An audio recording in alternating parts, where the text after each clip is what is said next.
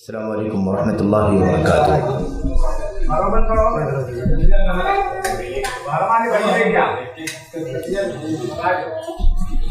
ان الحمد للہ نحمده ونستعینه ونستغفره ونعوذ باللہ من شرور انفسنا وسیئات اعمالنا من يهده الله فلا مضل له ومن يضلل فلا هادي له واشهد ان لا اله الا الله وحده لا شريك له واشهد ان محمدا عبده ورسوله اما بعد فان خير الحديث كتاب الله وخير الهدي هدي محمد صلى الله عليه وسلم وشر الامور محدثاتها وكل محدثة بدعة وكل بدعة ضلالة وكل ضلالة في النار۔ اعوذ باللہ من الشیطان الرجیم، بسم اللہ الرحمن الرحیم۔ محمد رسول اللہ والذین معه اشداء علی الکفار رحماء بینہم الی آخر الآیہ۔ وقال عز من قائل یا ایھا الذین آمنوا اطیعوا اللہ واطیعوا الرسول واولی الامر منکم فإن تنازعتم في شيء فردوه إلى الله والرسول إلى آخر الآية۔ وقال النبي صلى الله عليه وسلم كل أمتي يدخلون الجنة إلا من أبى، قيل ومن يأبى يا رسول الله؟ قال من أطاعني دخل الجنة ومن عصاني فقد أبى۔ مسجد و مدرسہ ابن تیمیہ بنیلی ٹٹوالہ کے قابل احترام ذمہ داروں، اس عظیم الشان جامع مسجد کے امام و خطیب، یہاں کے علماء فضلاء، قابل احترام بزرگوں، قابل احترام ماؤں اور بہنوں، نوجوان ساتھیوں، عزیز بچوں، اللہ سے دعا کرتے ہیں کہ اللہ تبارک و تعالی درس کی، دعوت کی، تعلیم کی، تربیت کی اس مجلس کو اور اس طرح کی مجلسوں کو اللہ تعالیٰ قبولیت کا شرف عطا فرمائے، اور اس کے مرتب کرنے والے، اسے سجانے والے، اس کی ترتیب کرنے والے، ان پروگراموں کو فائننس کرنے والے، اس میں جو بھی اخراجات وغیرہ آتے ہیں، ان تمام کی ذمہ داری، انتظام کی ذمہ داری جو لوگ بھی لیتے ہیں، ان سبوں کو اللہ تبارک و تعالیٰ اس کا نیک صلہ عطا فرمائے، اور اللہ تبارک و تعالیٰ ہم سب کو اپنے قول میں، اپنے عمل میں اخلاص کی، للہیت کی توفیق بخشے، آمین رب العالمین۔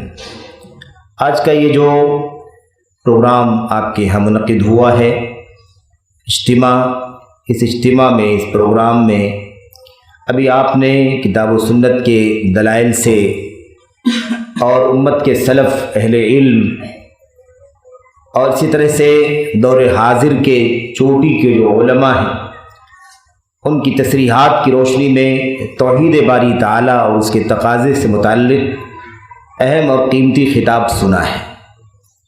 کلمہ توحید اور ایسے ہی کلمہ رسالت، جس کو ہم شہادتین کہتے ہیں، یہ اس کا ایک حصہ تھا جس پر مختصر گفتگو کی گئی ہے۔ ہم لوگ جب اسلام میں داخل ہونا چاہتے ہیں، کوئی بھی شخص اسلام میں داخل ہونا چاہتا ہے، تو وہ اللہ تبارک و تعالیٰ کی وحدانیت کی گواہی دیتا ہے اور رسول کریم صلی اللہ علیہ وسلم کی نبوت اور رسالت کی گواہی دیتا ہے۔ اس کے بغیر کوئی مسلمان نہیں ہو سکتا، اور یہ گواہی زبان سے بھی ہونی چاہیے، اس گواہی کا جو معنی ہے اس کو سمجھنے، جاننے کے بعد دل سے اس کا یقین بھی ہونا چاہیے، اور اس کے بعد اس گواہی کا جو مطالبہ ہے، گواہی دینے کے بعد یہ گواہی جو ہم سے تقاضا کرتی ہے، اس تقاضے کو عملی طور پر پورا بھی کرنا ضروری ہے۔ اگر صرف زبان سے کہہ دینا کافی ہوتا، لا الہ الا اللہ محمد الرسول اللہ، یا اشہد ان لا الہ الا اللہ و اشہد ان محمد الرسول اللہ، تو زبانی طور پر کوئی بھی کہہ دیتا۔ آج بھی بہت سارے لوگ ہیں جو حقیقت میں اسلام کے دائرے میں نہیں ہیں، لیکن وہ زبان سے کہتے ہیں، کسی پس منظر میں، کسی خطاب میں، کسی لیکچر میں، کسی پس منظر میں بولتے ہیں، تو کیا وہ زبان سے صرف کہنے سے مسلمان ہو جائے؟ نہیں ہوں گے۔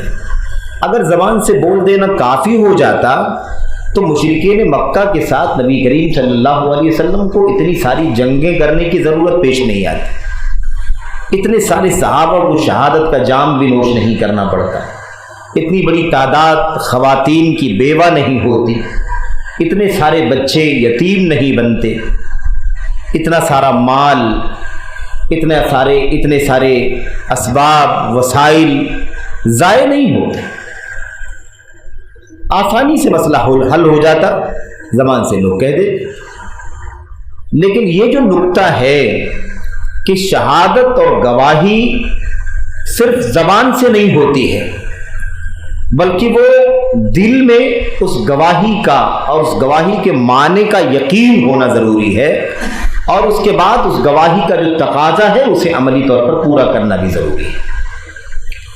اسی لیے جب اللہ کے نبی صلی اللہ علیہ وسلم نے اللہ تبارک و تعالیٰ کی طرف سے اس بات کا اعلان کیا، یا ایھا الناس قولوا لا الہ الا اللہ تفلحوا، اے لوگو سب کے سب کہہ دو کہ اللہ کے سوا کوئی معبود نہیں ہے، تم کامیاب ہو جاؤ گے۔ کامیابی کے لیے تمہیں لا الہ الا اللہ کہنا ہے۔ تو اب صرف زبانی اگر کہنا ہوتا تو کہہ دیتے، کیا پریشانی کی بات تھی؟ ابو جہل، ابو لہب، عقبہ اور لمبی فہرست ہے، کہہ دیتے یہ لوگ، کوئی مسئلہ نہیں تھا۔ لیکن جیسے ہی یہ بات اللہ کے نبی صلی اللہ علیہ وسلم نے کہی، انہوں نے اس بات کو سمجھا کہ صرف زبان سے نہیں کہنا ہے، اس اقرار کو صرف زبانی طور پر کرنے سے مسئلہ حل نہیں ہوگا، پھر اس اقرار کے بعد عمل کر کے دکھانا پڑے گا، اور عمل کرنے میں جس کو تقاضا ہم کہتے ہیں کہ تقاضے کو پورا کرنا پڑے گا، تو تقاضا کو پورا کرنے میں بہت سارے رشتوں سے ہمیں ہاتھ دھو بیٹھنا پڑے گا۔ پھر لات سے بھی رشتہ کٹ جائے گا، منات سے بھی رشتہ کٹ جائے گا، عزا سے بھی رشتہ کٹ جائے گا، ایسے جتنے چھوٹے بڑے ہیں سب سے رشتہ کٹ جائے گا۔ اسی لیے فوراً کیا کہا، اجعل الآلہۃ الہ واحدا ان ھذا لشیء عجاب، ارے یہ کیا مطالبہ کیا جا رہا ہے، کس چیز کا مطالبہ کیا جا رہا ہے؟ کیا اس شخص نے یعنی محمد صلی اللہ علیہ وسلم نے سارے معبودوں کو ایک معبود بنا دیا؟ یہ تو بڑی تعجب کی بات ہے۔ تو گواہی کا معنی ان لوگوں نے سمجھا کہ جب ہم کہیں گے اشہد ان لا الہ الا اللہ، میں گواہی دیتا ہوں کہ اللہ کے سوا حقیقت میں عبادت کے لائق کوئی نہیں ہے، اور محمد صلی اللہ علیہ وسلم یہ اللہ کی طرف سے بھیجے ہوئے پیغامبر ہیں، تو اس کا مطلب یہ نکلے گا کہ جو اللہ کے سوا کوئی عبادت کے لائق سچا نہیں ہے، تو پھر اللہ ہی کی عبادت ہونی چاہیے، نہ لات کی ہونی چاہیے، نہ منات کی ہونی چاہیے، نہ عزا کی ہونی چاہیے، نہ ہبل کی ہونی چاہیے، کسی کی بھی عبادت نہیں ہونی چاہیے، چاہے وہ بڑے بڑے مورتیاں جو سجائی گئی ہوں ان کی ہو، یا ہم اپنے گھروں میں، اپنے بیڈ روم میں، یا اپنے سفر کے تھیلے میں جن پتھروں کو رکھ کر کے چلتے ہیں ان کی بات ہو، ان سب سے رشتہ کاٹ لینا پڑے گا۔ صرف ایک اللہ تبارک و تعالیٰ جس کا نام محمد اپنی زبان سے لیتا ہے، ہمیں اس سے وابستہ ہو جانا پڑے گا۔ تو گواہی جو ہے وہ صرف زبانی نہیں ہوتی ہے۔ اچھا، جب توحید کی گواہی زبانی نہیں ہوتی ہے تو ہمیں یہ بھی جان لینا چاہیے کہ کوئی بھی گواہی زبانی نہیں ہوتی۔ آج بھی کوئی معاملہ ہو جائے، کوئی اختلاف ہو جائے، کوئی لین دین ہو جائے، اس پر جو وٹنس بنتے ہیں نا، اگر کوئی یہ سوچ کر کے بیٹھے سائن کر دو، کرنا کیا ہے؟ سائن صرف کر دو، صرف سائن کر دیتے ہیں ظاہری طور پر۔ اس معاہدے کو نہ ہم دل سے صحیح مانتے ہیں، اور نہ جب وقت آئے گا تو نہ اس کی گواہی دیں گے، دیکھا جائے گا اس وقت کیا ہوگا۔ تو یہ جھوٹا گواہ ہے۔ یہ گواہ کون ہے؟ یہ جھوٹ، اپنی گواہی میں جھوٹ بولنے والا ہے۔ تو یہ ہے شہادت الزور جس کو کہا جاتا ہے، جھوٹی گواہی۔ تو گواہی بہت امپورٹنٹ ہوتی ہے، بہت اہم ہوتی ہے۔ خیر، ہم لوگ دوسری طرف نہ چلے جائیں، جو اصل بات ہم لوگوں کو کرنی ہے وہ یہ ہے کہ اللہ کی وحدانیت کی اس کی بندگی کی گواہی، اس کی عبادت کی گواہی، اس کی ربوبیت کی گواہی، اس کے اسماء و صفات کی گواہی، یہ تو گواہی ہمیں دینی ہے، اور اس کا تذکرہ آپ نے ابھی ایک خطاب، پہلے خطاب میں آپ نے سن لیا ہے۔ دوسرا جو گواہی کا حصہ ہے وہ رسول کریم صلی اللہ علیہ وسلم کی رسالت اور نبوت کی گواہی ہے، اور یہاں بھی مسئلہ ویسے ہی ہے۔ اس گواہی کا بھی معنی ہمیں سمجھنا ہے اور اس گواہی کا تقاضا ہمیں سمجھنا ہے، اور آپ جان لیں، یقین کریں کہ اگر ان دونوں گواہیوں کو، ان دونوں گواہیوں کے معنی کو، ان دونوں گواہیوں کی تقاضوں کو اگر ہم نے سمجھ لیا اور تقاضوں کو پورا کرنے لگے تو پھر امت کے 99% مسائل ختم ہو جائیں، وہی مسائل باقی بچیں گے جو نیچرل ہے، جو ہوتے ہی ہیں۔ انسانی آبادی میں، انسانی بستی میں، انسانی سوچ، انسانی فکر، انسانی عقل، انسانی سوجھ بوجھ کی وجہ سے، فرق کی وجہ سے جو اختلاف ہوتا ہے، بس اتنا ہی اختلاف باقی بچے گا۔ عصبیت کا، جان بوجھ کر کے ٹکراؤ اور میلان کا، یہ سارا اختلاف ختم ہو جائے، سارے مسئلے ختم ہو جائیں۔ تو اللہ کے نبی صلی اللہ علیہ وسلم کے بارے میں جب ہم کہتے ہیں وَأَشْهَدُ أَنَّ مُحَمَّدًا رَسُولُ اللَّهِ یا وَأَشْهَدُ أَنَّ مُحَمَّدًا عَبْدُهُ وَرَسُولُهُ، اور میں گواہی دیتا ہوں کہ محمد صلی اللہ علیہ وسلم یہ اللہ کے رسول ہیں، یا میں گواہی دیتا ہوں کہ محمد صلی اللہ علیہ وسلم اللہ کے بندے اور اس کے رسول ہیں، تو اس گواہی کا معنی کیا ہوتا ہے؟ اس گواہی کا معنی کیا ہوتا ہے؟ دیکھیں، اصل میں یہ کوئی خبر نہیں دی جا رہی ہے، یہ خبر نہیں ہے کہ کوئی سمجھے کہ بتایا جا رہا ہے، انفارم کیا جا رہا ہے کہ بھائی اللہ کے سوا کوئی سچا معبود نہیں ہے اور محمد صلی اللہ علیہ وسلم اللہ کے رسول ہیں۔ خبر دے رہے ہیں، انفارم کر رہے ہیں، آپ کو نیوز دے رہے ہیں، آپ کو معلومات ہو جانی چاہیے کہ اللہ کے سوا کوئی عبادت کے قابل نہیں ہے اور محمد صلی اللہ علیہ وسلم اللہ کے رسول۔ تو یہ صرف خبر نہیں ہے، صرف یہ بتایا نہیں جا رہا ہے، بلکہ یہ کیا ہے؟ ہاں، یہ بہت اہم مسئلہ ہے کہ جب ہم کہتے ہیں کہ محمد صلی اللہ علیہ وسلم اللہ کے رسول ہیں، تو اس کا مطلب یہ ہوتا ہے کہ جس لمحہ، جس منٹ سیکنڈ پر ہم نے یہ کہا کہ محمد صلی اللہ علیہ وسلم اللہ کے رسول ہیں، اسی وقت ہم نے اپنی ذات پر یہ لازم کر لیا کہ اب جب تک زندہ رہیں گے، جب تک جسم میں جان ہے، تب تک مانیں گے تو صرف محمد کی مانیں گے، جو حکم آئے گا محمد کی طرف سے مانیں گے، اسے سمجھ میں آئے تب بھی مانیں گے، نہیں سمجھ میں آئے تب بھی مانیں گے، چستی ہو، چاہت ہو، شوق ہو تب بھی مانیں گے، شوق نہیں ہوگا تب بھی مانیں گے۔ اور جس چیز سے محمد صلی اللہ علیہ وسلم ہمیں منع کر دیں گے، بالکل چھوڑ دیں گے، دیر نہیں کریں گے اس کی، کیونکہ ہم یہ مان رہے ہیں کہ محمد صلی اللہ علیہ وسلم اللہ کے رسول۔ یہ خبر نہیں ہے، جیسا کہ ہم نے کہا خبر نہیں ہے، اور خبر ہے تو خبر انشاء کے معنی میں، امر کے معنی میں۔ خبر کس معنی میں ہے؟ وعدے کے معنی میں، عہد کے معنی میں، میثاق کے معنی میں۔ اسی لیے اللہ تعالیٰ نے قرآن کریم میں کئی جگہ کہا ہم نے بنی اسرائیل سے عہد و پیمان لیا، لَتُؤْمِنُنَّ بِهِ، وہ نبی آنے والا ہے محمد صلی اللہ علیہ وسلم، آئے گا تو تم ضروری مان لاؤ گے اس کے اوپر، آگے پیچھے نہیں کرو گے، کسی بھی طرح کا کوئی رکاوٹ کا معاملہ نہیں کرو گے، بلکہ وہ نبی آئے گا تو تم ضرور بھی ضرور اس پر ایمان لاؤ گے، اس کی خوبیاں کیا ہے، اس کی صفات کیا ہیں، وہ کس علاقے میں پیدا ہوگا، کس علاقے میں زندگی گزارے گا، ہجرت کرے گا، وہ بستی کیسی ہوگی، جہاں پیدا ہوگا وہ بستی کیسی ہوگی، اس کے شمائل کیسے ہوں گے، اس کی نبوت کی مہر کہاں لگی ہوئی ہو، یہ ساری صفتیں ہم نے آپ کو اسی لیے بتلا دی ہیں کہ جب آئے تو کنفیوژن نہ ہو کہ یہ نبی وہی ہے یا کوئی جھوٹا دعوے دار ہے، حجت قائم کرنے کے لیے، کل کوئی کہہ نہ دے کہ ہمیں نہیں معلوم وہی ہے۔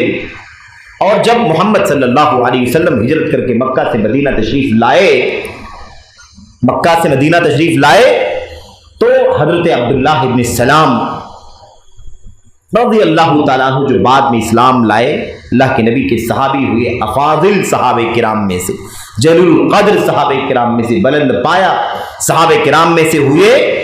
حضرت عبداللہ بن السلام احبار میں سے تھے، یعنی یہودیوں کے بڑے علماء میں سے تھے، یہودیوں کے جو بڑے چوٹی کے علماء ہوتے ہیں ان کو احبار کہا جاتا ہے، جیسے عیسائیوں کے جو پادری اور فادرز ہوتے ہیں ان کو رہبان کہا جاتا ہے۔ الاحبار والرہبان ان کثیرا من الاحبار والرہبان لیأکلون اموال الناس بالباطل۔ تو یہودیوں کے بڑے علماء احبار اور عیسائیوں کے پادری فادرز کیا ہیں؟ یہ رہبان ہیں۔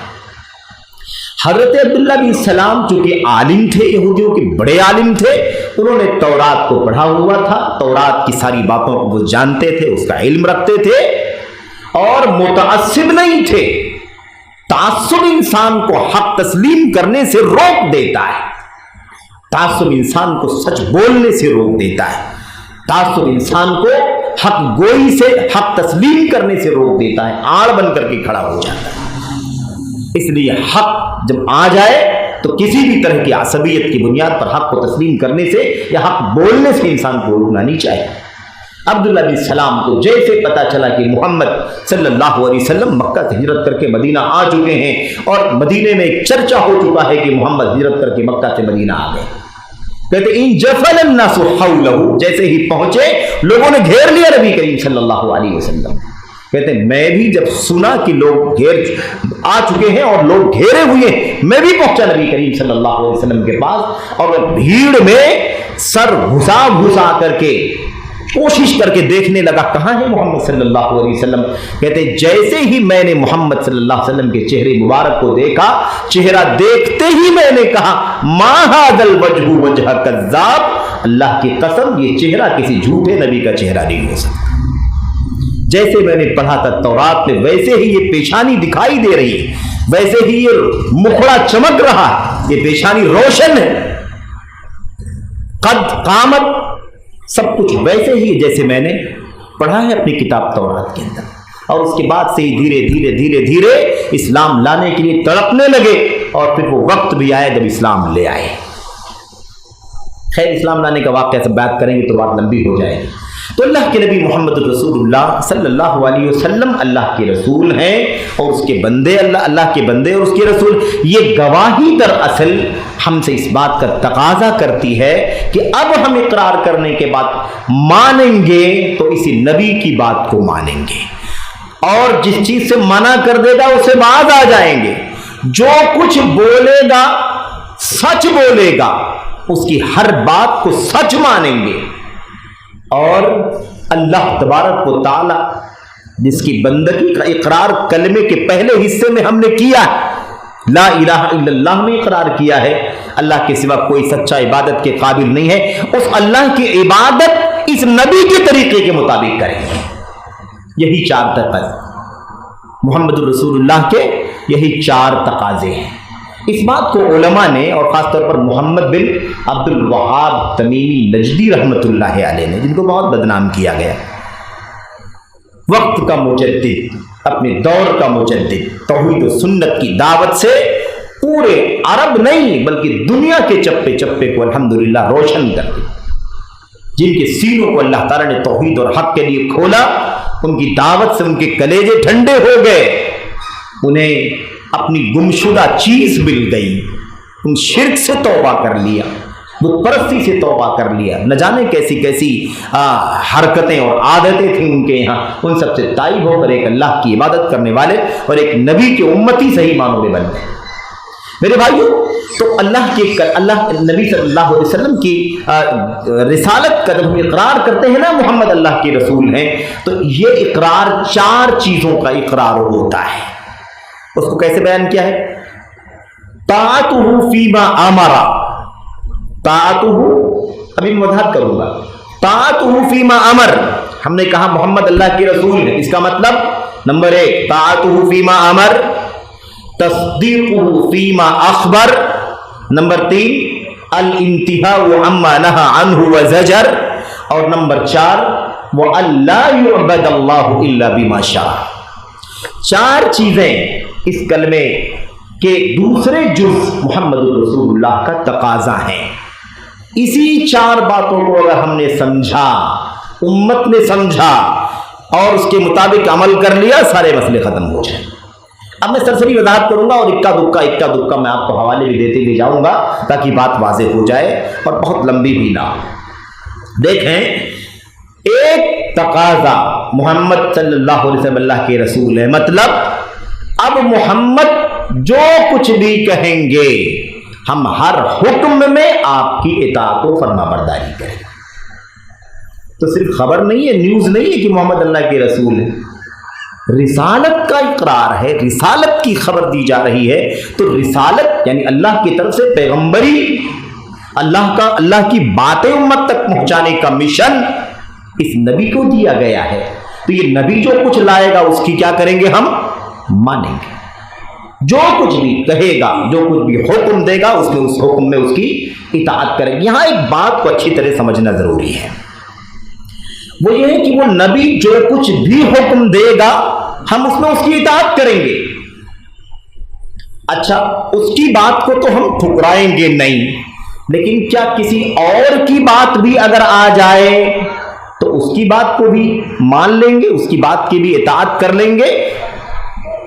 ہاں، اسی کے ساتھ یہ بھی سمجھنا ضروری ہے کہ ہم مانیں گے جو کچھ بھی حکم دے گا وہ رسول صلی اللہ علیہ وسلم، ہم آپ کی بات کو مانیں گے، اطاعت کریں گے، اور آپ ہی کی اطاعت کریں گے، آپ کے سامنے کسی کی اطاعت نہیں کریں گے۔ یہ سب اسی کے اندر شامل ہے، سب اسی کے اندر شامل ہے، ورنہ اس اقرار کا کوئی فائدہ ہی نہیں ہوگا کہ آپ جو کہیں گے آپ کی بھی اطاعت کریں گے، فلاں فلاں فلاں جو کہیں گے ہم اس کی بھی اطاعت کریں گے، کوئی فائدہ کیا ہوا اطاعت کریں؟ اسی لیے توحید عبادت جیسے ضروری ہے ایسے ہی توحید اتباع بھی ضروری ہے۔ اسی کو علماء نے کیا لکھا اپنی کتابوں کے اندر؟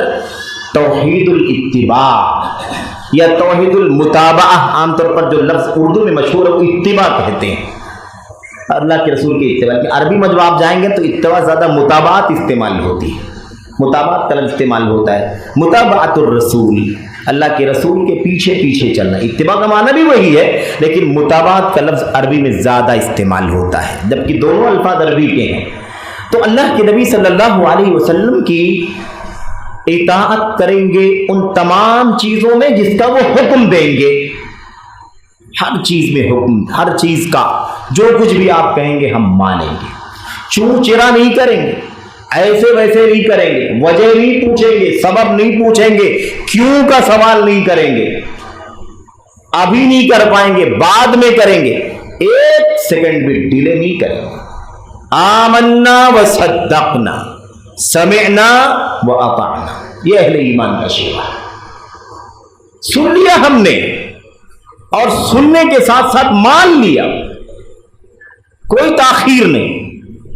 میرے بھائیو، ایسی ایسی مثالیں ہیں نا سیرت کے اندر، یعنی سیرت صحابہ کے اندر اطاعت کی اور آپ کی اتباع میں، آپ کے حکم کو مان لینے میں اتنی مثالیں اور ایسی نادر مثالیں ہیں کہ آپ سن کر کے حیران ہو جائیں۔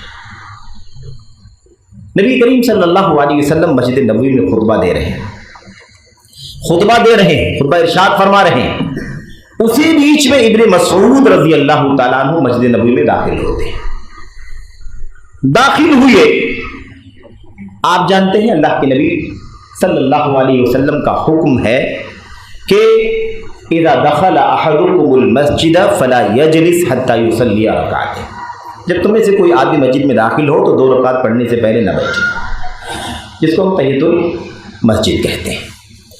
اچھا، یہ کسی بھی وقت کے لیے ہے، چاہے وہ ممنوع ٹائم ہو تب بھی، کیونکہ یہ کوئی الگ سے مستقل نماز نہیں ہے، یہ داخلے کی نماز ہے، جب بھی داخل ہو تو پڑھ لینا ہے۔ اب وہ کون سا ٹائم ہے اس سے کوئی لینا دینا نہیں ہے، بس پڑھنا ہے۔ اچھا، اللہ کے نبی صلی اللہ علیہ وسلم خطبہ دینے داخل ہوئے، اللہ کے نبی نے فرمایا یا ابن مسعود اجلس، ابن مسعود بیٹھ جاؤ، کیوں کھڑے ہو؟ آپ خطبہ میں مشغول ہیں، کبھی آپ ادھر مخاطب ہے، کبھی آپ ادھر مخاطب ہے، نظر جب دروازے کی طرف گئی، نظر بڑھی تو ابن مسعود کھڑے دکھائی دی۔ آپ نے یہ نہیں، آپ کو نہیں معلوم کہ ابھی وہ داخل ہی ہو رہے ہیں، آپ نے دیکھا کہ بس کھڑے نظر آ رہے ہیں، آپ نے ابن مسعود بیٹھ جاؤ۔ ایک پیر چوکھٹ سے باہر، دوسرا پیر چوکھٹ کے اندر، ابن مسعود وہیں بیٹھ گئے، دیر نہیں کیا کہ قدم آگے بڑھا دیں، وہیں بیٹھ گئے۔ اللہ کے نبی کی نظر پھر پڑ گئی، ارے یہ تو بیچ میں بیٹھی ہوئی ہے، ابن مسعود وہاں کیوں بیٹھے ہو، وہاں کیوں بیٹھے ہو؟ اللہ کے نبی مجھے نہیں معلوم، آپ نے کہا بیٹھ جاؤ، میں بیٹھ گیا۔ یہ ہے اتباع۔ یہ نہیں سوچا کہ اللہ کے نبی ایسا تھوڑی کہہ سکتے ہیں کہ چوکھٹ پہ بیٹھ جاؤ، اندر آ جانا چاہیے، ایسا نہیں سوچا۔ حکم رسول ہے، ہمیں نہیں معلوم کہ آپ نے کیوں کہا بیٹھ جاؤ، بس کہا بیٹھ جاؤ تو بیٹھ گئے بلا چون چرا کے۔ یہ نبی کریم صلی اللہ علیہ وسلم کی اتباع۔ تو ایک چیز یہ ہے کہ حکم آیا تو بیٹھ جاؤ، حکم آیا تو اتباع کرو، اطاعت کرو، مان لو۔ دوسری چیز یہ ہے کہ آپ ہی دنیا میں ایسے ہیں کہ آپ کا حکم آ جائے تو ماننا ہی ہے، دوسرا کوئی آپشن نہیں ہے۔ ایسا دنیا میں دوسرا کوئی نہیں ہے، ایسا دنیا میں دوسرا کوئی ہے ہی نہیں۔ ابراہیم علیہ السلام بھی نہیں ہے، موسیٰ اور عیسیٰ بھی نہیں ہیں، حضرت نوح بھی نہیں علیہ السلام، کوئی نہیں۔ ایسا کوئی ہے ہی نہیں دنیا میں کہ جس نے کہا یہ کام کرو تو بس کرنا ہی ہے، دوسرا کوئی آپشن نہیں ہے۔ ایسا اگر کوئی شخص ہے، ایسی کوئی شخصیت ہے تو صرف اور صرف ہمارے اور آپ کے نبی محمد رسول اللہ صلی اللہ علیہ وسلم کی شخصیت ہے۔ آپ کے علاوہ دنیا میں کوئی اور کہے یہ کام کرو تو بالکل ویسے واجب نہیں ہے جیسے نبی کریم صلی اللہ علیہ وسلم کا حکم ہوتا۔ کوئی اور بھی کہے یہ کام کرو تو ہمارے لیے یہ حق ہے، پورا حق، اور یہ ضروری حق ہے کہ اس کی بات کو ہم چیک کریں، اس کی بات کو کیا کریں؟ چیک کریں کہ اس کی بات جو کہہ رہا کرو تو یہ کرو والی بات نبی کی بات کے مطابق ہے یا نہیں۔ لیکن نبی کی بات کو چیک کرنے کی ضرورت نہیں ہے، کیونکہ نبی کوئی بات اللہ کے حکم کے بغیر کہتا ہی نہیں۔ وَالنَّجْمِ إِذَا هَوَىٰ مَا ضَلَّ صَاحِبُكُمْ وَمَا غَوَىٰ وَمَا يَنطِقُ عَنِ الْهَوَىٰ إِنْ هُوَ إِلَّا وَحْيٌ يُوحَىٰ عَلَّمَهُ شَدِيدُ الْقُوَىٰ إِلَىٰ آخِرِ الْآيَةِ۔ اللہ تبارک و تعالیٰ نے صاف فرما دیا کہ ہمارا نبی جو کچھ بھی کہتا ہے وہ وحی کے ذریعے سے کہتا ہے، بغیر وحی کی اپنی مرضی سے کچھ نہیں کہتا۔ عمرو بن عاص یا عبداللہ بن عمرو بن عاص رضی اللہ تعالیٰ عنہ کا واقعہ آپ جانتے ہیں نا؟ جانتے ہیں، ان لوگوں نے، مشرکین مکہ نے ان کو ورغلانا چاہا۔ اللہ کے نبی کے ساتھ ساتھ رہتے تھے، اللہ کے نبی کی زبان سے جو کچھ بھی نکلتا تھا سب نوٹ کرتے تھے، لکھتے تھے، جو بھی آپ نے کہا نوٹ کر لے، جو بھی آپ نے کہا نوٹ کر لے، چلتے پھرتے کیسے ایک آدمی، آج تو ریکارڈر ہو گیا ہے، ہر چیز ریکارڈ ہوتی ہے، قلم سے نوٹ کر رہی ہیں، جو بھی اس زمانے میں وسائل تھے۔ مشرکین مکہ نے ان سے کہا کہ بھائی تم ہر چیز بیٹھ کے نوٹ کرتے رہتے ہو محمد کی صلی اللہ علیہ وسلم، اور محمد ہمیشہ جو باتیں کرتے ہیں وہ صحیح موڈ میں نہیں کرتے ہیں، کبھی اچھے موڈ میں ہوتے ہیں، کبھی خوشی کے ماحول میں ہوتے ہیں، کبھی غصے میں ہوتے ہیں، ناراض ہوتے ہیں، تم سب نوٹ کر لیتے ہو۔ ایسا مت کیا کرو، دیکھ لیا کرو کون سی بات نوٹ کرنی ہے، کون سی بات نہیں نوٹ کرنی ہے، جو بات نوٹ کرنی ہے وہ نوٹ کرو، جو نوٹ کرنے کے قابل نہیں ہے وہ مت نوٹ کیا کرو۔ مشرکین مکہ نے اس طرح سے ان کو کہا، وہ اللہ کے نبی کے پاس آئے، ہاں اس کی بھی تصدیق چاہیے، اس کی بھی تصدیق چاہیے کہ یہ بات ماننی ہے یا نہیں ماننی۔ بات تو عقل میں آ رہی ہے، ظاہر ہے کہ انسان ہے نبی کریم صلی اللہ علیہ وسلم، کبھی آپ ناراض بھی ہو رہے ہیں، کبھی آپ غصہ بھی ہو رہے ہیں، کبھی آپ کے سامنے اچھے حال اچھی کام ہو رہے ہیں تو آپ خوش بھی ہیں، کبھی کوئی نازیبا کوئی چیز ہو رہی ہے تو آپ غصہ ہو جا رہے ہیں، آپ کا چہرہ سرخ ہو جا رہا ہے غصے سے، یہ سب تو ہے ہی ہے۔ اب آدمی کے ذہن میں یہ چیز آتی ہے کہ ہاں بات تو صحیح ہے کہ سب نہیں نوٹ کرنا چاہیے، کیا نوٹ کرنا چاہیے کیا نہیں نوٹ کرنا چاہیے چیک کرنا چاہیے، لیکن اس بات کی تصدیق ہونی چاہیے۔ اللہ کے نبی کے پاس کہا، اللہ کے نبی صلی اللہ علیہ وسلم کنت اکتب کل شیء اسمعه من فیک، اللہ کے نبی میں آپ کی زبان سے جو کچھ بھی سنتا تھا میں نوٹ کر لیا کرتا تھا، فنہتنی قریش عن ذلک، قریش کے لوگوں نے مجھے اس سے منع کر دیا اور کہا لا تکتب کل شیء محمد صلی اللہ علیہ وسلم یتکلم فی الغضب والرضا، محمد کبھی خوشی میں بات کرتے ہیں کبھی ناراضگی میں بات کرتے ہیں، تو چیک کر لیا کرو کیا لکھنا ہے کیا نہیں لکھنا ہے۔ یہ سوال آپ سے کرنے کا، اللہ کے نبی کیا یہ بات صحیح ہے کہ آپ کی ساری بات نہیں نوٹ کرنی چاہیے؟ تو اللہ کے نبی نے کیا فرمایا؟ اللہ کے نبی نے فرمایا اکتب فوالذی نفس محمد بیدہ ما خرج من فی الا حق، جو کچھ بھی تم سنتے ہو میری زبان سے اسے نوٹ کر لیا کرو، اللہ کی قسم جس کے ہاتھ میں محمد کی جان ہے، اس منہ سے اس زبان سے حق کے سوا کچھ نہیں نکلتا۔ اس لیے نبی کی زبان سے کوئی چیز ملے تو اسے چیک کرنے کی ضرورت نہیں، لیکن یہ چیک کرنے کی ضرورت ہے کہ یہ بات نبی کی زبان سے نکلی ہوئی بھی ہے یا نہیں نکلی ہوئی ہے۔ نبی جھوٹا نہیں ہے، نبی کی بات ہے یا نہیں ہے، اس کو پھیلانے والے جھوٹے بہت ہیں، اس لیے یہ تو چیک کرنا ہے، اور یہی کام محدثین کا تھا۔ نوٹ کیا، اللہ کے نبی نے فرمایا، اللہ کے نبی نے کیا، اللہ کے نبی نے کیا، قول فعل عمل سب بہت ساری چیزیں ملی، نوٹ کر لیا، اس کے بعد سب کو جانچ پڑتال کر کے کھرا کھوٹا الگ کر دیا، یہ بات نبی کی ہے یا نہیں ہے، سندوں کو چیک کر لیا، متن کو چیک کر لیا، علتوں کو چیک کیا، بیماریوں کو چیک کیا، ظاہری بیماریوں کو، خفیہ بیماریوں کو، اور سب کو چھان پھٹک کر کے الگ کر دیا، دودھ الگ اور پانی الگ۔ الحمدللہ یہ محدثین کا کام تھا، اللہ تعالیٰ نے ایسے لوگوں کو پیدا کیا جو اللہ کی نبی کی باتوں کو، آپ کی ایکچول باتوں کو، سچی حقیقی باتوں کو، اور جو آپ کے نام سے جھوٹی چیزیں پھیلا دی گئی تھی، ان دونوں کو چھانٹ کر کے الگ کر دیا۔ تو اللہ کے نبی صلی اللہ علیہ وسلم کی رسالت کا اقرار، پہلا کام کیا اس کے اندر، جو بھی آپ حکم دیں گے آپ کے حکم پر سر جھکا لیا جائے گا، سمجھ لیں یہ کام۔ اچھا جناب، دوسری چیزیں میں کہہ رہا تھا آپ سے کہ یہ چیز صرف نبی کے لیے ہے کہ جو بھی آپ کہیں گے ماننا ہے، اس کے سوا یہ بات کسی اور کے لیے نہیں ہے۔ اللہ کے نبی صلی اللہ علیہ وسلم کے سوا کسی کی بات آئے گی اس کو چیک کیا جائے۔ ابو بکر صدیق کوئی بات کہہ دیں، محترم ہیں، امت میں سب سے اونچا مقام ہے نبی کے بعد۔ عمر فاروق اعظم کوئی بات کہہ دیں، امت میں سب سے اونچا مقام ہے صدیق اکبر کے بعد، نبی کے بعد۔ لیکن آپ کی باتوں کو بھی چیک ہم ضرور کریں گے، کیونکہ دنیا میں ایک ہی ذات ایسی ہے جس کی ہر بات کو ماننا ضروری ہے کہ نہیں؟ اسی لیے ابو بکر صدیق رضی اللہ تعالیٰ عنہ کا حوالہ کسی نے دے دیا، عمر بن خطاب کا حوالہ دے دیا کسی مسئلے میں، خیر بہت باتیں سب لمبی ہیں۔ عبداللہ بن عباس رضی اللہ تعالیٰ عنہ ناراض ہو گئے اور کیا کہا اللہ کی قسم میں تمہارے سامنے اللہ کے نبی کی بات پیش کر رہا ہوں، حکم رسول پیش کر رہا ہوں، اور تم اس کے مقابلے میں ابو بکر و عمر کی بات پیش کر رہے ہو، مجھے ڈر ہے کہ تمہارے اوپر آسمان سے پتھروں کی بارش نہ ہو جائے۔ تو نبی کے حکم کے سامنے، نبی کے فرمان کے سامنے ابو بکر و عمر کی بات کو بھی تسلیم نہیں کیا جا سکتا۔ یہ اللہ کے نبی کی رسالت کا اقرار کرنا اس کے تقاضوں میں سے، 4 تقاضوں میں سے پہلے تقاضے کا ایک حصہ ہے۔ اسی بات کو پوری دنیا کے سامنے وقت کے امام مالک، جو اللہ کے نبی کی مسجد میں برسوں درس حدیث دے رہے تھے، برسوں، امام مالک ابن انس، امام دار الہجرہ رحمۃ اللہ علیہ، جن کی کتاب موطا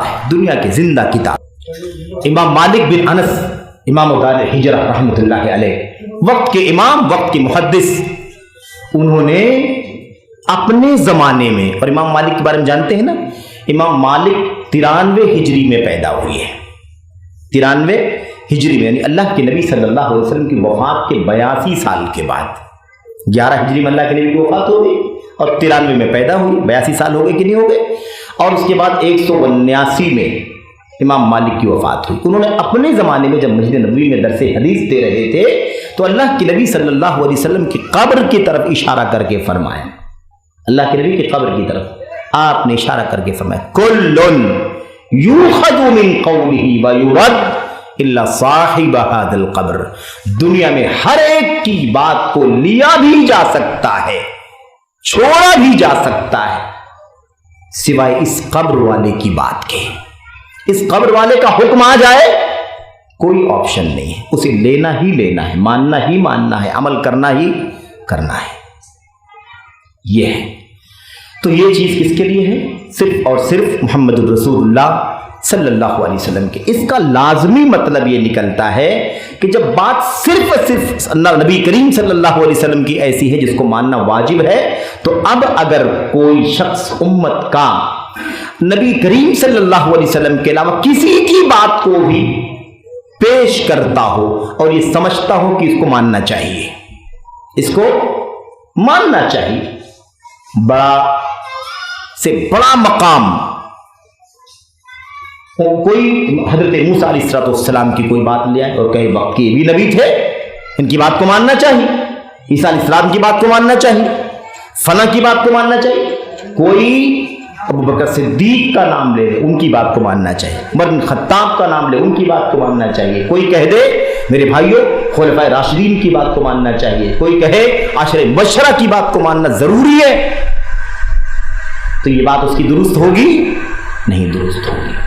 تو اگر کوئی شخص امت کے کسی بھی شخص کا نام لے یا سوچے، عقیدہ رکھے، نظریہ رکھے، یا اس بات کو لوگوں کو سمجھائے کہ فلاں کی بات بڑی اہم ہے، وقت کے چوٹی کے امام تھے، چوٹی کے عالم تھے، چوٹی کے مفتی تھے، چوٹی کے مرشد تھے، ان کی بات کو ماننا ضروری ہے، تو اس کا مطلب یہ ہوگا کہ وہ اس شخص کو وہی درجہ دینا چاہتا ہے جو درجہ محمد الرسول اللہ صلی اللہ علیہ وسلم کا ہے۔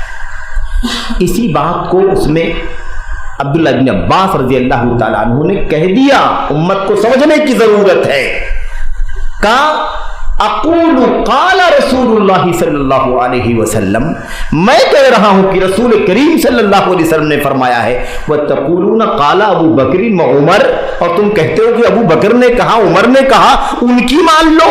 کہا کہ مجھے ڈر ہے کہ آسمان سے پتھروں کی بارش نہ ہو جائے۔ اس میں کس بات کی طرف اشارہ ہے؟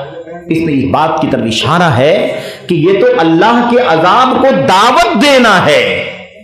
امت کے کسی فرد کو اس طرح بنا لینا کہ نبی کے حکم کے سامنے پیش کیا جائے، نبی کے حکم کے سامنے پیش کیا جائے، نبی کے فرمان کے سامنے پیش کیا جائے، تو اس کو ایسے ہی ہے جیسے اللہ کی عذاب کو دعوت دینا، اللہ کی طرف سے عذاب بلانا، یہ حیثیت ہے۔ تو یہ بڑا خطرناک مسئلہ، اس سے ہمیں کیا کرنے کی ضرورت ہے؟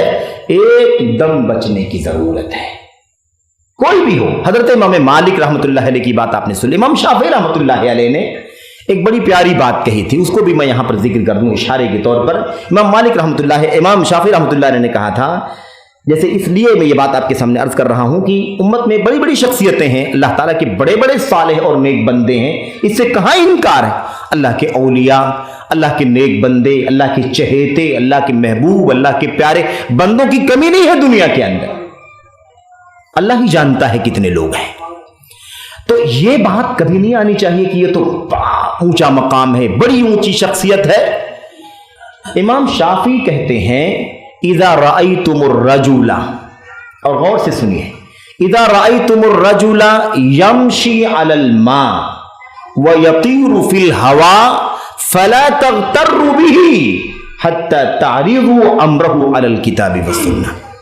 امام شافعی کہتے ہیں رحمت اللہ علیہ کہ اگر تم کسی آدمی کو دیکھو کہ وہ پانی پر چل رہا ہے، کرامتیں لوگ بیان کرتے ہیں کہ ایسے بالکل یعنی سمندر کی سطح پر پانی پر چلنے لگے، مسلح بچھایا چلنے لگا، یوں ہی چلنے لگے جیسے آدمی ہموار زمین پر، سخت زمین پر چلنا شروع کر دیتا ہے، کوئی ہوا میں اڑ رہا ہے۔ امام شافعی کہتے ہیں اگر تم کسی آدمی کو دیکھو کہ وہ پانی پر چل رہا ہے، یا تم دیکھو کہ ہوا میں اڑ رہا ہے، فلا تغتروا به، تب بھی تم اس سے دھوکہ نہ کھاؤ، تب بھی تم اس سے دھوکہ نہ کھاؤ، حتی تعرضوا امرہ علی الکتاب والسنہ، یہاں تک کہ تم اس کے معاملے کو کتاب و سنت پر پیش کر کے اسے چیک کر لو کہ اس کا ایمان کیسا ہے، اس کا عقیدہ کیسا ہے، اس کی توحید کیسی ہے، اس کی اتباع سنت کیسی ہے، اس کے یہاں فرائض کتنے ہیں، وہ اللہ کے دین پر کتنا چلنے والا ہے، اس کے معاملات کیسے ہیں۔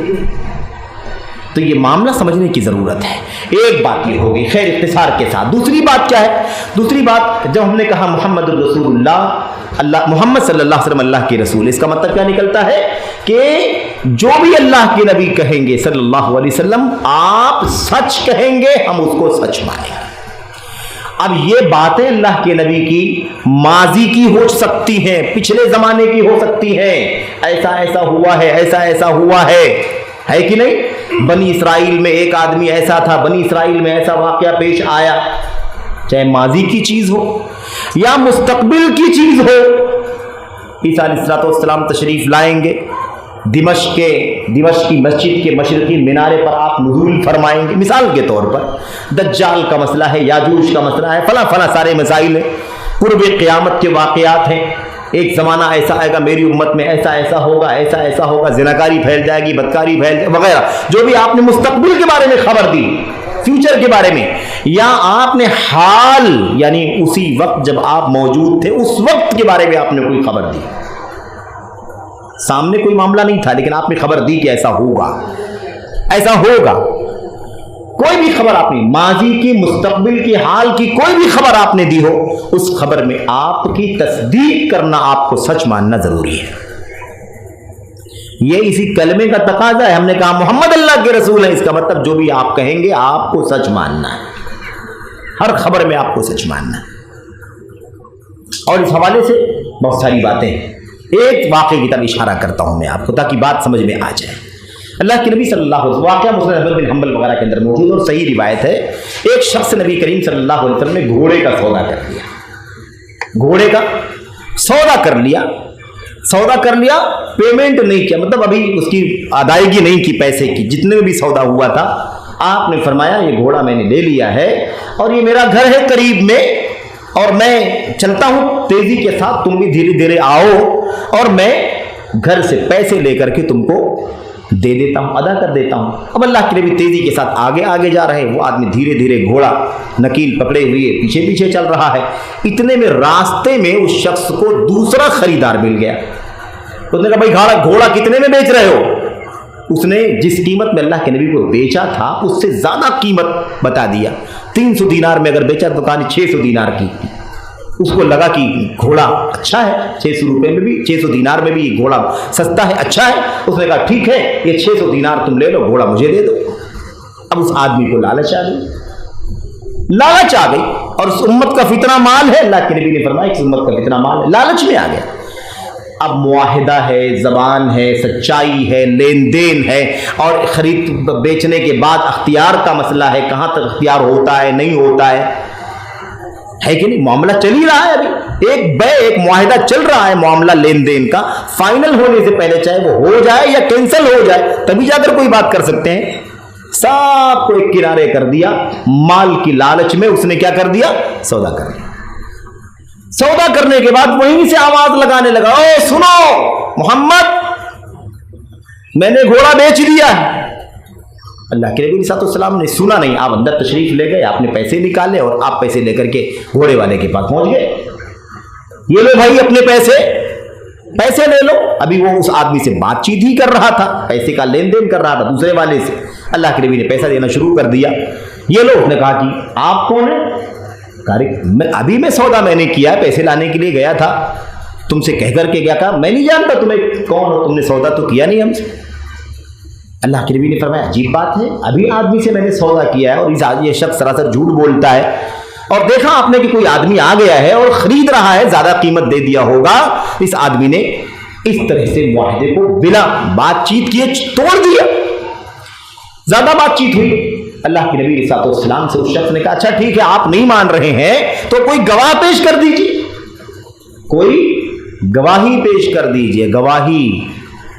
اب جب سودا کیا تھا اللہ کے نبی نے، وہ بیچنے والا تھا، اب خریدنے والے تیسرا کوئی آدمی تو تھا نہیں۔ اللہ تعالیٰ تو گواہ ہے ہی ہے ہر جگہ، وَكَفَى بِاللَّهِ شَهِيدًا، اللہ تو گواہی کے لیے کافی ہے، لیکن یہاں پر تو انسانی گواہ چاہیے، تو اس نے کہا گواہی پیش کر دیجیے۔ اللہ کے نبی نے فرمایا بھائی کوئی گواہ تو تھا نہیں، آپ اور ہم ہی تھے، گواہی میں کہاں سے پیش کر سکتا ہوں؟ اتنے میں وہیں سے ایک صحابی رسول گزرے، حضرت خزیمہ ابن ثابت رضی اللہ تعالیٰ۔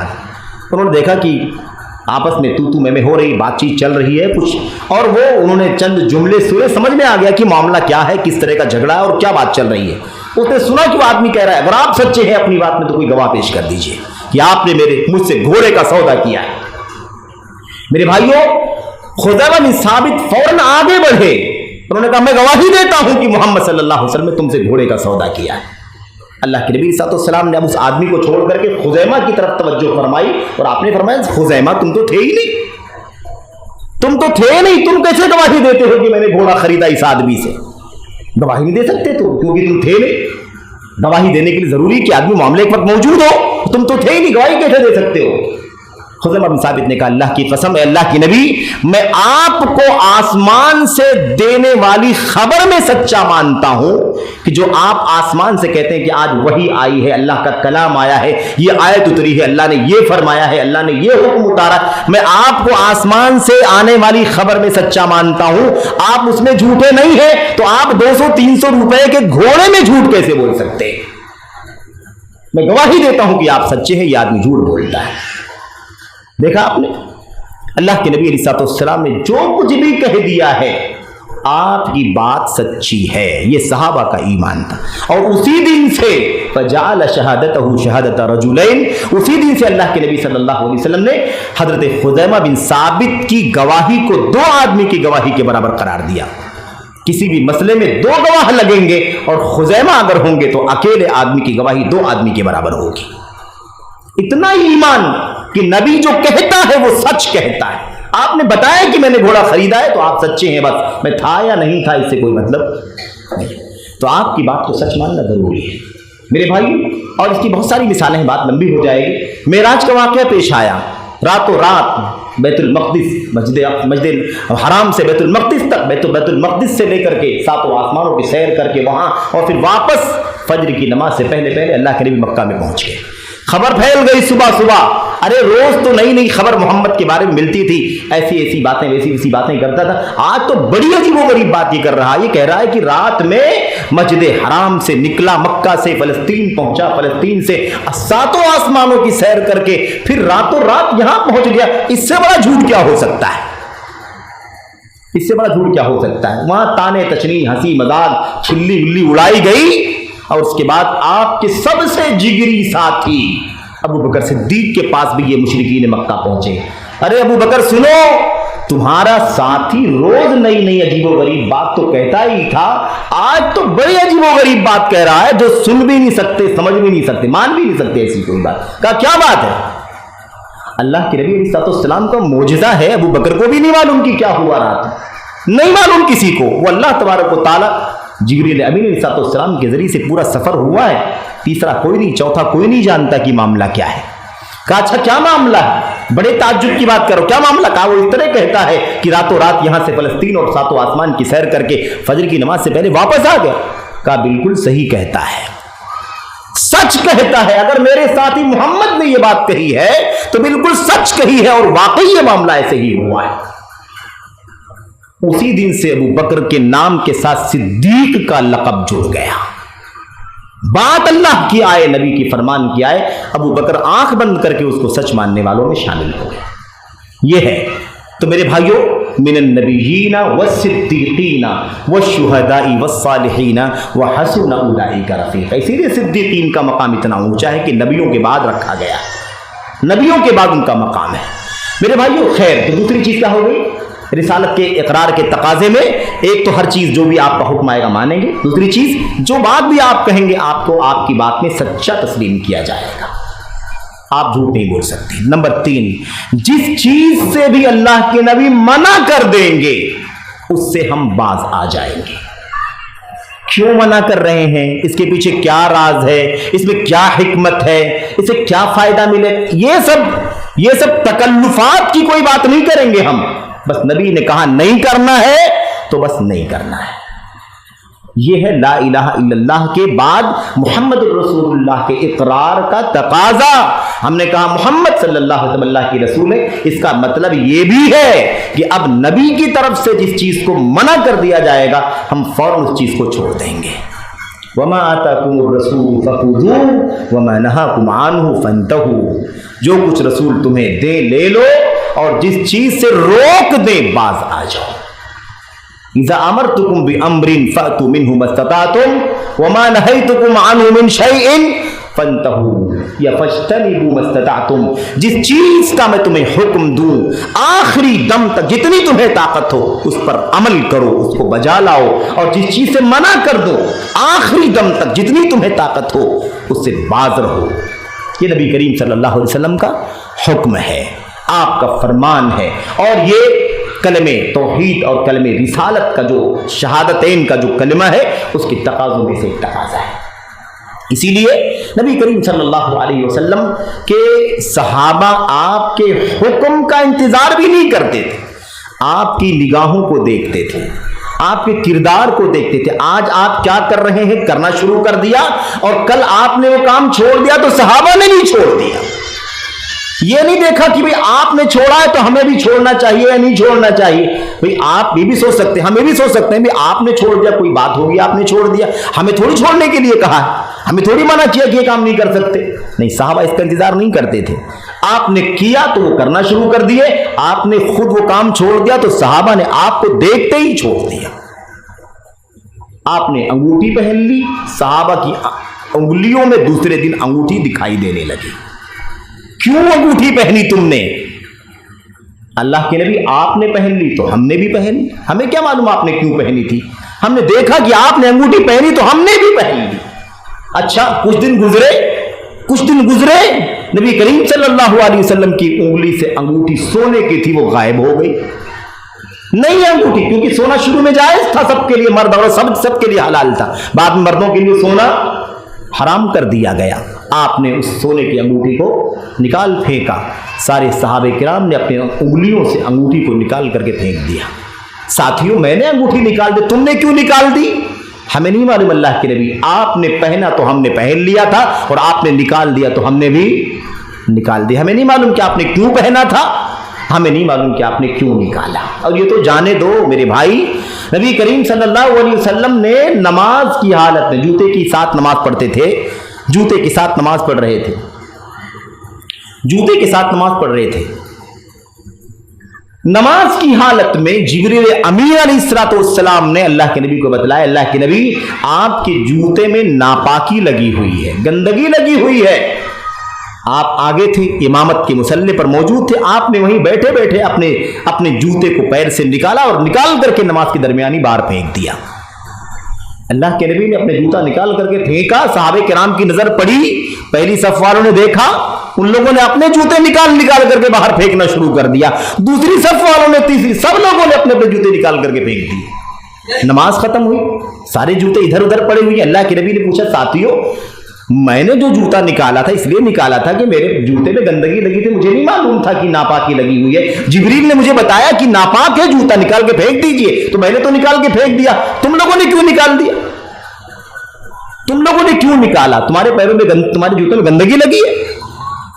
اللہ کے نبی ہمیں نہیں معلوم کہ آپ نے کیوں نکالا، ہم نے دیکھا کہ آپ نے نکال کے پھینک دیا تو ہم نے بھی نکال کر کے پھینک دیا، کیونکہ ہم تو اپنے نبی کا عمل دیکھتے ہیں، اپنے نبی کا رسوا دیکھتے ہیں، اپنے نبی کو آئیڈیل سمجھتے ہیں۔ آپ جو کریں گے ہم کریں گے، جو آپ چھوڑ دیں گے ہم چھوڑ دیں گے۔ تو حکم رسول کا بھی انتظار نہیں کرتے تھے، آپ کے اشاروں کو دیکھتے تھے، آپ کے عمل کو، آپ کی ایک ایک ادا کو دیکھتے تھے میرے بھائی۔ تو یہ ہے، اس لیے ہمیں چاہیے کہ ہم کیا کریں، ہم باز رہیں، جس چیز سے منع کیا نبی نے اس سے باز رہو، بس چوں چرا مت کرو، کیوں ایسا ویسا، یہ ساری باتیں نہیں ہونی چاہیے۔ آخری چیز کیا ہے، کلمے طیبہ اور شہادت رسالت نبی صلی اللہ علیہ وسلم کی جو گواہی ہے، اس کا تقاضا جو ہے، اس کے تقاضے کا ایک چوتھا حصہ یہ ہے کہ اب جب سے ہم نے یہ گواہی دی ہے کہ محمد صلی اللہ علیہ وسلم اللہ کی رسول ہے، اس گواہی کے بعد ہم اللہ کی عبادت ویسے ہی کریں گے جیسے طریقہ نبی کریم صلی اللہ علیہ وسلم کی طرف سے ہم کو ملے گا۔ جو طریقہ، جو انداز، جو اسلوب، جیسے آپ کریں گے اللہ کی عبادت، ویسے ہم بھی اللہ کی عبادت کریں گے، جیسے آپ بتائیں گے ویسے ہم اللہ کی عبادت کریں گے۔ ہم اللہ کی عبادت کرنے کے پابند ہیں، اور عبادت کرنے میں اللہ کے نبی کے طریقے کے پابند ہیں۔ عبادت اللہ کی طریقہ نبی کریم صلی اللہ علیہ وسلم کا، جو اللہ کے نبی نے اللہ کی طرف سے ہم تک پہنچایا ہے، یہ طریقہ، یہ چیز کیا ہے، یہ رسالت کی گواہی کے تقاضوں میں سے ایک تقاضا ہے۔ اب کوئی آدمی کہے اللہ کی عبادت کرو، اللہ کی عبادت کرو، طریقہ کیا ہونا چاہیے؟ ہاں، جیسے عبادت اللہ کی ضروری ہے، کسی اور کی عبادت نہیں ہو سکتی، ایسے ہی عبادت کا طریقہ بھی وہی ہونا چاہیے جو طریقہ اللہ تعالیٰ نے اپنے نبی کے ذریعے سے ہم تک بھیجا ہے۔ اور ہم جب کہتے ہیں کہ محمد اللہ کے رسول ہیں، تو یہ ہم اقرار کرتے ہیں اس بات کا اعلان کرتے ہیں کہ اللہ کی عبادت ہم اسی طریقے کے مطابق کریں گے جو طریقہ اللہ کے نبی علیہ الصلوۃ والسلام کے ذریعے سے ہمیں ملے گا۔ اسی لیے ہم کسی بھی عبادت کے مسئلے میں ہم ڈھونڈتے ہیں، تلاش کرتے ہیں اللہ کے نبی کی حدیث کیا ہے، اللہ کے نبی کی سنت کیا ہے، آپ نے یہاں کیسے کیا، آپ نے یہاں کیسے کیا۔ اسی لیے آپ دیکھیں اللہ کے نبی نے کیا فرمایا، آپ نے فرمایا صلو کما رأیتمونی اصلی، ایسے ہی نماز پڑھو، بالکل ایسے ہی نماز پڑھو ساتھیوں جیسے تم نے مجھے نماز پڑھتے ہوئے دیکھا ہے۔ طریقہ وہ ہوگا جو محمد رسول اللہ صلی اللہ علیہ وسلم نے امت کو دیا ہے۔ میرے بھائیوں، کسی کا بھی اور طریقہ نہیں چلے گا، کسی کا بھی طریقہ، امت کا کوئی کتنا بھی اونچا سے اونچا ہو، ابو بکر کا طریقہ نہیں، عمر کا طریقہ نہیں، عثمان کا، علی کا، خیر عشر مبشرہ کا طریقہ نہیں، اصحاب بدر کا طریقہ نہیں، اصحاب بیت رضوان کا طریقہ نہیں، کسی کا بھی طریقہ نہیں۔ سارے طریقے نبی کے طریقے کے نیچے ہوں گے۔ جس کا طریقہ نبی کے طریقے کے مطابق ہوگا، ادب و احترام ہوگا، ہم بھی اسی کے ساتھ ساتھ جڑ جائیں گے، کیونکہ وہ طریقہ بھی وہی طریقہ ہے جو نبی نے بتلایا ہے۔ لیکن اگر طریقہ اس کے خلاف ہوگا تو ہم کسی کی بات کو ہم خاطر میں نہیں لائیں گے، ہم طریقہ وہی اختیار کریں گے جو نبی کریم صلی اللہ علیہ وسلم کی طرف سے ہمیں ملے گا۔ میرے بھائی، یہ ہماری اور آپ کی ذمہ داری ہے۔ یہ چار تقاضے اگر ہم نے کلمے طیبہ کے اور کلمے شہادت رسالت کیا نام ہے شہادت رسالت محمدیہ کا اگر ہم نے یہ چار تقاضا سمجھ لیا تو امت کے سارے اختلاف ختم ہو جائیں گے۔ اب جو سب سے بڑا مسئلہ ہے داخل اسلام جو سب سے بڑا مسئلہ ہے میرے بھائیوں، وہ تقلیدی بندشوں کا مسئلہ ہے، تقلیدی بندشوں کا، مسلکی تعصب کا۔ اگر ایک امت کا فرد یہ سوچ لے کہ سارے ائمہ محترم، سارے علماء محترم، سب کے سب ادب و احترام کے معاملے میں ہماری پیشانی پر ہیں،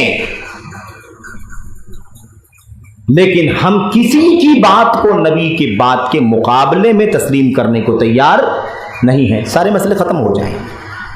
سب کا احترام کرتے ہیں، لیکن اگر کہیں سے کسی مسئلے میں کسی امام سے کوئی چوک ہوئی ہے، کوئی غلطی ہوئی ہے، کوئی بھول ہوئی ہے، یا کوئی چیز ایسی تھی جو اس وقت ان کے سامنے آئی ہی نہیں تھی، تو معذور ہے وہ، اس کے اندر غلطی ہوئی ہے تو معذور ہے، کوئی چوک ہوئی ہے تو معذور ہے، کوئی بھول ہوئی ہے تو معذور ہے۔ اگر ہم یہ سمجھ کر کے چلیں تو امت کا سارا اختلاف ختم ہوگا کہ نہیں ختم ہوگا؟ سارے مسئلے ختم ہو جائیں گے۔